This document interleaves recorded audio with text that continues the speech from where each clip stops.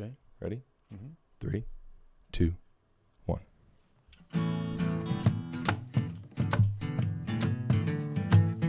Welcome to Potter Familias. Coming to you from Fairhope, Alabama. I'm Todd Sylvester. And I'm Stephen Sylvester. We have cameras, if you watch this podcast on YouTube, but they're called IP cameras. They're not connected with HDMI cords. They're connected with Ethernet. Mm-hmm. We did that, if you want the technical stuff, so that it doesn't overheat your processing, and we don't have a switcher, starting off a little lower budget. But the issue is that normally it causes... I know some of these words. It causes it to be a video delay. Oh. So you have to hold back your audio. You have to delay your audio to match up with the video. And you can't watch the screen while we're recording because everything is 2.5 seconds behind. Well, I do watch the screen to see what I just did.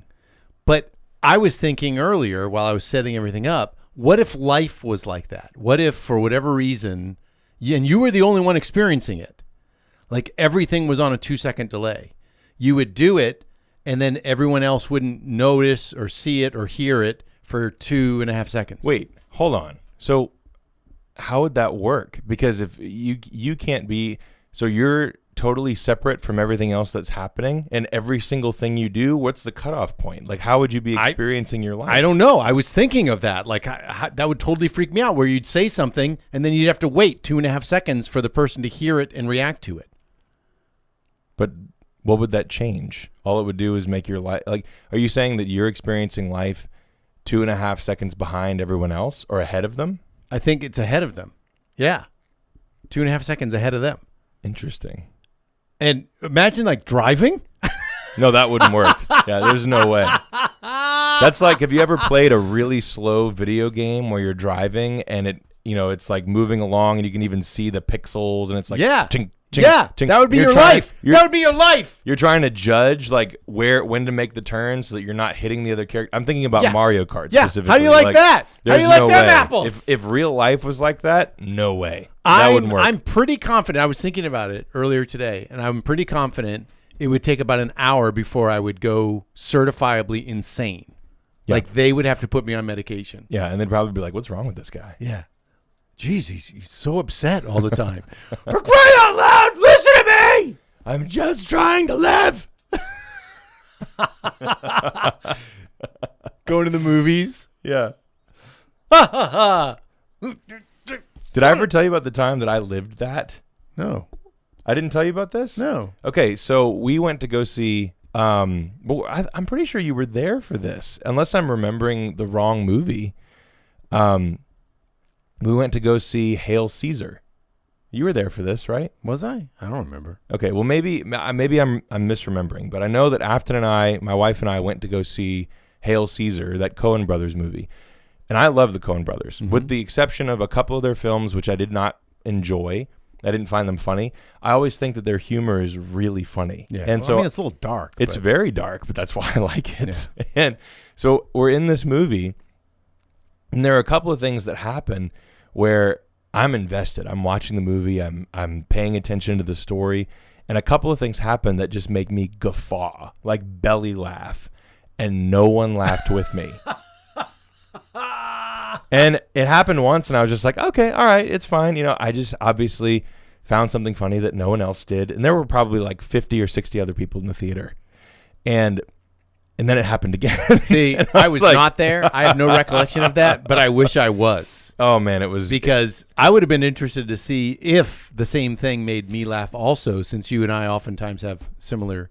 We do. It's true. The third time it happened, I was waiting to see if me laughing would make other people laugh, thinking like, okay, maybe I'll be the catalyst for people getting the joke. And it didn't work. No, I was laughing, and I tried to like extend it a little bit just to see if I could get some other people to join in. Yeah. And I crashed and burned. That's awesome. Let's punch up the main thing. That is great. Yeah. No one laughed with me. I would have laughed with you. I appreciate that. Because you're awesome. Thank you. It's the main thing. Now it just makes a great story. Yeah, yeah, yeah.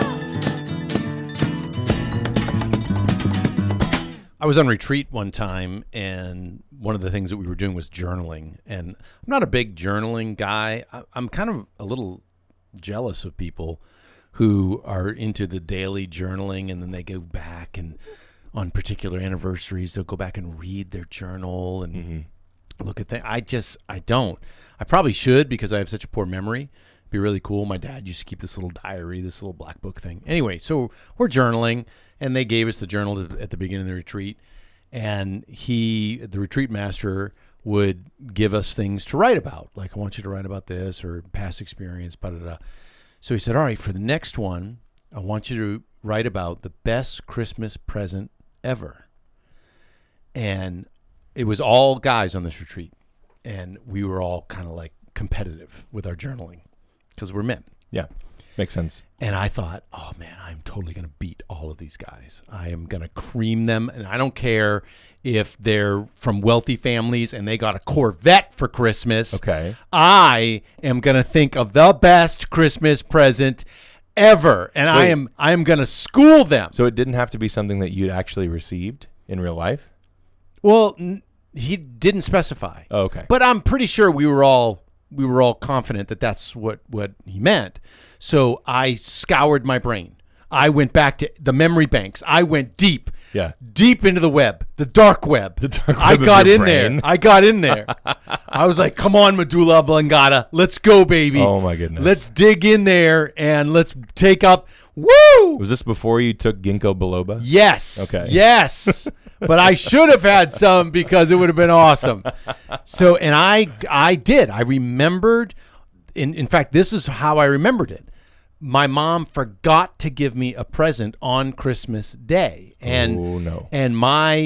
But it wasn't something I was expecting, so I didn't miss it. In fact, I then remembered, why is she going so deep, like going around to the hiding places, going up into the little attic storage? I'm thinking, what's the big deal? Because I just was playing with the presents that I got. Well, my birthday's in February, and fortunately she found it before my birthday, so I got it for my birthday. And oh, you mean like she lost the present? Yes. Okay, it was there. I thought somewhere. you meant like forgot to get you a present entirely. No, and I was like, man, that's really sad. You're like brushing past this, like, they forgot to give me a present at Christmas, but really it's fine. Yeah, everything's fine. And we won't talk about my 13th birthday. I was going to say, I thought it was going to be a story like that. Yeah. We won't talk about that. They were busy people. But when I got this present, though, one of my siblings went, oh, yeah, that's right. Mom was supposed to give you that on Christmas Day. And I would have never known. They blew it. Oh, man. Hand it to older siblings. But, hey, I was too young. I was too young to even care because the present was awesome. Okay. Let me tell you about it. Yeah. It was this Navy carrier ship. Whoa. Model. Okay. How big and was it? Was well, my memory is that it was like 6 feet long. Right. But it was probably closer to 3 feet. Yeah. And it had these foam airplanes that there was a rubber band in the track inside the boat that you'd have a little hook or something, and you'd put it down in the track and then you'd pull back and then you'd let go and the foam airplane would take off. Okay. That's really cool. And I was like, I am going to win. You guys are going down. I want this as an adult. Heck yeah. Yeah. And I thought that's exactly what every single one of these guys on this retreat is going to feel like. Man, I'm so jealous of that guy. His parents are awesome. I wasn't going to tell him about the present coming on my birthday, because it really was. I'm thinking best Christmas present ever. That was a Christmas present, even if I got it in February. Right, so it doesn't matter. Doesn't break the rules, right? Yeah. Everybody's cool. So I was jazzed. That was the one time that we were journaling that I burned it up, baby. It was like one of those blue composition books. I was going to town. I was like, yeah, you guys stink. My present's awesome. Those composition books haunt my dreams, by the way. Oh, as very well they should. They're the worst. But I'm going, and I'm writing, and then we come back after this prayerful time. That was my prayerful time. You're just thinking. And I'm like on the edge of my seat, and I'm like jumping up and down because as soon as he says, does anyone want to share? Yeah. Normally, Thank you, Jesus. Normally guys hey, does anyone want to share? We're like looking around like, oh, look at the crack on that ceiling. Just like, me! Yeah, I was going to jump up. Yeah. Because I was like, yeah, in your face, guys. Check this present out. You guys stink. Yeah. So we come back. Everything's cool. They're trying to, like, they would play this little cassette tape of music, like John Michael Talbot. Hold on. Because music. I know you, I have a feeling I know where this is going, but continue. Okay. And they play the music, and everyone's calm. And the retreat master, the priest, comes back. He says, all right. So who would like to share? And it's right seconds before my hands dart up into the air. Who would like to share the best Christmas present that they've ever given? Mm-hmm. And everyone in the room died 1,000 deaths. Oh. Because we're all looking around going, he didn't say the best Christmas present we've ever given. He just said best Christmas present ever. Wait, how old were you at the time? 20. Okay. Around 20. So we're all looking around like. Well, my prediction was wrong. No. That was mine. The prediction was it's Jesus. Yeah. But the problem was we all got totally schooled. Mm-hmm. There was maybe 45 guys there. 100% of us wrote about a present that we'd received. 100%. Wow.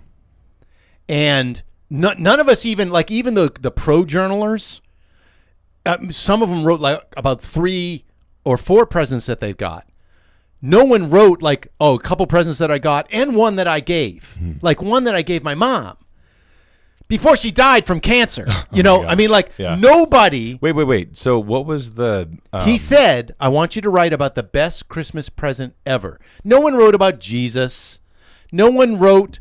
We all wrote stuff like mine. But hold on. So what was his point? I mean, that sounds like he wasn't even criticizing us. Okay.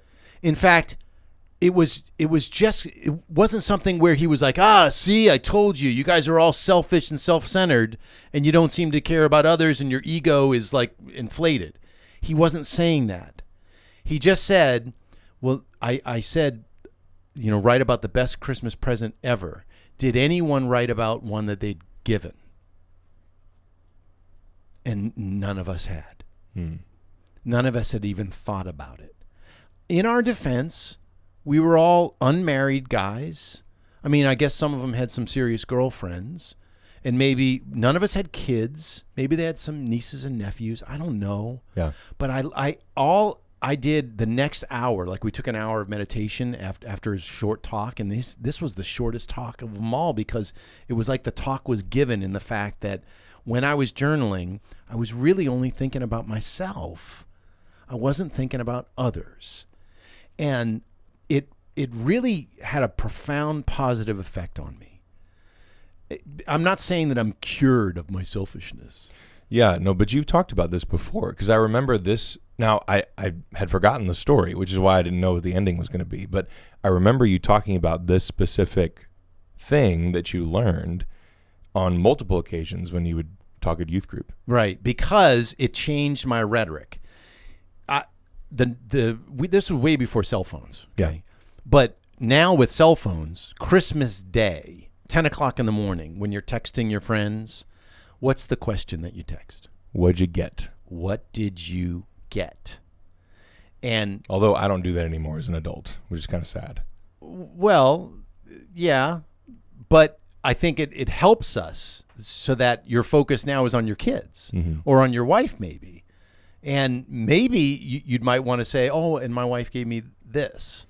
It's not something where they're specifically even asking because it's not like you're going down and dumping out your stocking and doing a massive tear. No, that's fair. It's definitely different from when I was a kid, though. But I see your point. Right. So now the question is, what did you give? And as I was thinking of that, and I was kind of rocking people's world by asking that question, what did you give? It immediately made me think that that's the question that God is going to ask us after we die. Ooh. That's the question. He's not going to ask, what did you get? Because that's such an abundance of grace that we probably never recognized it in our whole life. Yeah. He's going to ask, what did you give? Mm-hmm. Another way you could look at it is he's not going to ask what gifts and talents and blessings he gave to you, because he knows. He's going to ask, what did you do with them? Yeah, what'd you do with them? Mm-hmm. Did you bury them? Or did you go and Yeah. give them to the world? And the coolest part about that parable, though, and if you're not familiar with The parable of the talents. you can You want just me to Google- summarize it real quick? I can Yeah, do it please. in 20 seconds. Please. So the parable is a story that Jesus told where he was making this example. And he said, a master gave 3 of his servants incredibly large sums of money. To the first servant, he gave, 5 talents? What 1, 3, and 5. 1, 3, and 5. And talents were like ridiculous sums of money at that time. It was like the equivalent of a bag of gold. Right. And it was how many bags of gold I think did the you get? measurement was something close to 130 pounds of silver. Yeah, which is insane. So at that time, it was like a fortune. How many fortunes did he give? So he gave 1, 3, and 5 fortunes to these 3 servants. And then he went off on a journey. And the servant who got the 5 measures of silver went off and spent them and invested them, used them, and made 5 more. And then the servant with 3 made 3 more. And the servant with 1 went off and buried his talent in the ground, buried his bag of silver in the ground, and waited. And then when the master came back, he congratulated the servants who used their talents, their amounts of money, to create more money. And he severely and harshly criticized the servant who did nothing with what he had been given. And I think the moral of that story is obvious. You're supposed to use the gifts that you've been given to enrich the world. But a cool part of it is that he says, to utilize these things to yield 30, 60, and 100-fold, which I remember also listening to a speaker who looked up what the normal yield is on a crop, and it's something like 7-fold. So for him to be using the numbers is so extreme. 30, 60, 100-fold is far greater than what we probably think that we can accomplish. And everyone would have understood what he was talking about at that time because it was an agricultural society. Right. But this is the neat part is, notice, we are the ones that put a value of hierarchy in there. Yeah. God doesn't. 30-fold is the same basically as 100-fold as long as you're doing the best that you can with what you've got. But the direction and the mindset and the focus is on others. You're not doing these types of things for yourselves. What did you give? What did you give? And my best days ever in my life are the ones where I spent myself for others. Yeah, I would have to agree. And the most fulfilling and satisfying days too, which is kind of funny. It's almost like it's the opposite of what you would expect, because I can remember there was a big chunk of time in my young adult life where I was, and I would never have admitted this, but I was really invested in creating as much time for me to relax as possible.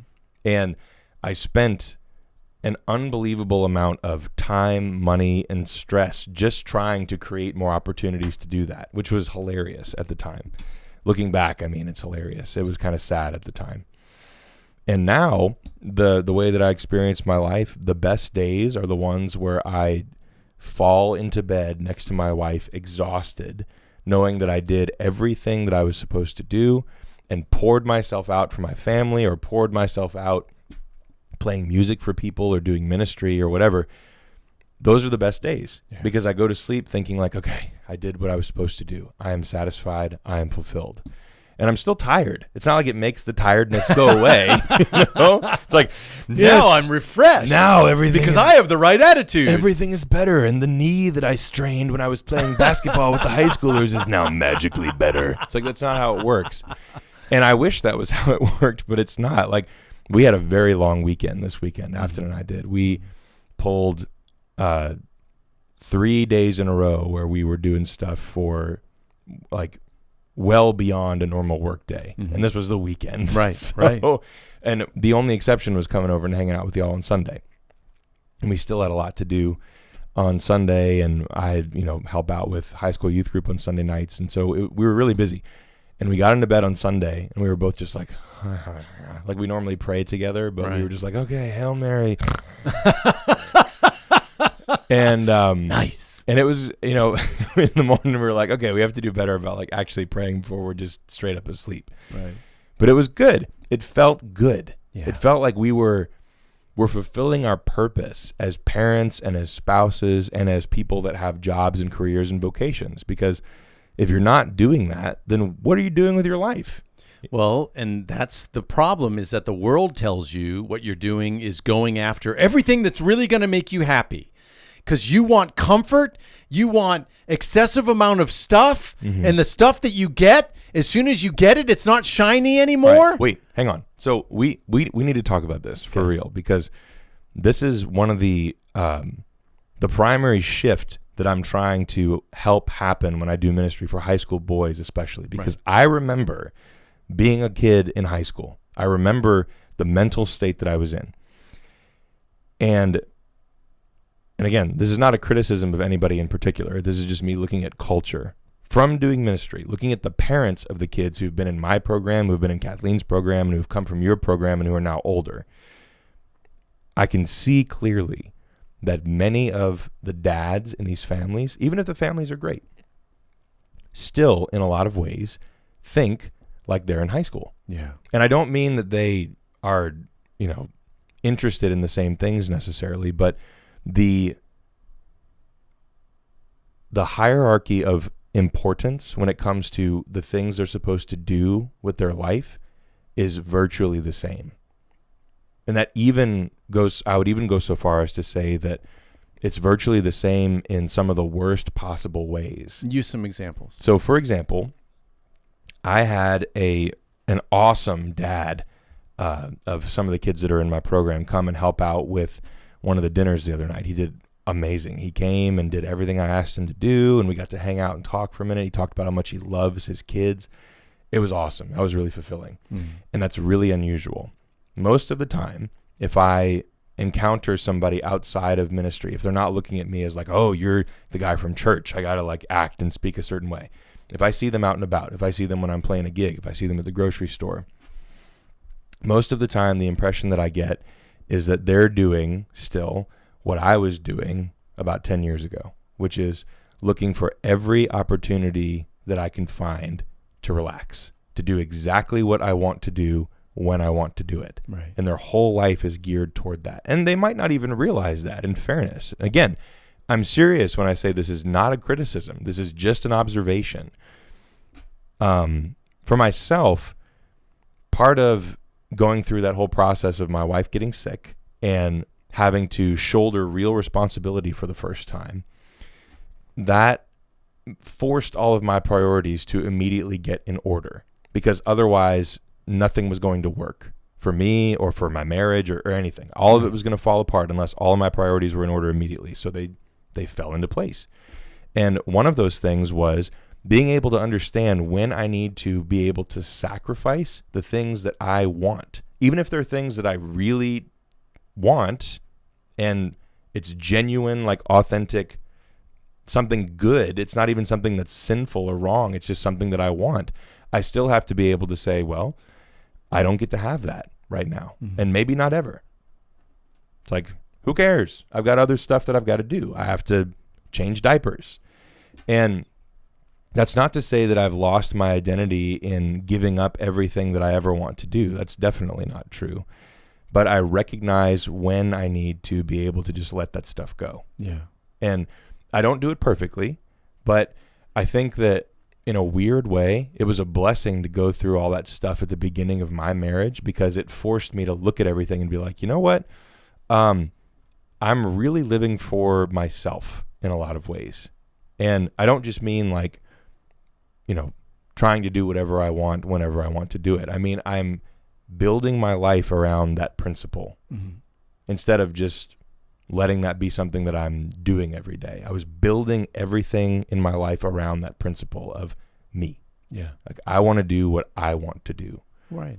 And I think what you're talking about is the question that we're going to be asked when that time comes and our life is coming to a close is, did you live in that way? Did you build your life around self-interest, or did you build your life around the willingness to sacrifice? because you don't have to sacrifice everything all the time.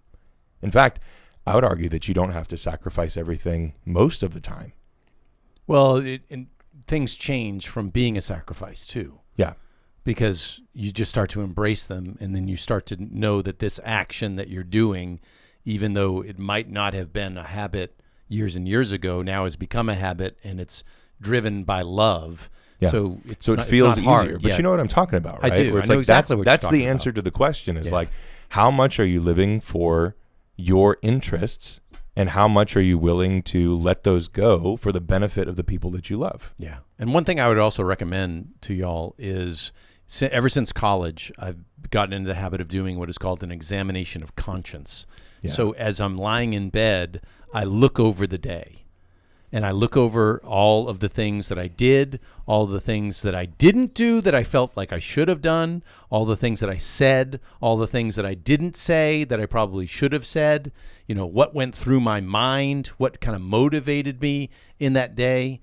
And not that I give myself a grade, some kind of number grade, like I got an 89 today. Out of 100. That is a B+. But I think, all right, where do I need to work on things to make them better? Mm-hmm. And then what do I need to make sure that I continue to do because that was good for me? Right. And then I honestly do, though, judge how I feel about the day. Mm-hmm. Like, how do I feel? Like, my gut feeling, was that a good day? Would I say that was a good day? And it's not just because I had ice cream. It's like, all right, what was this a day where, if this is my last day, am I proud of this? Yeah. Am I proud of this as my last day? And you don't have to do anything super. Right. It's not like I saved the orphan children from the fire. It's not that it has to be something that goes on the front page of the paper, but did everyone that encountered me, did they experience some semblance of love? Right. That is the goal. Yeah.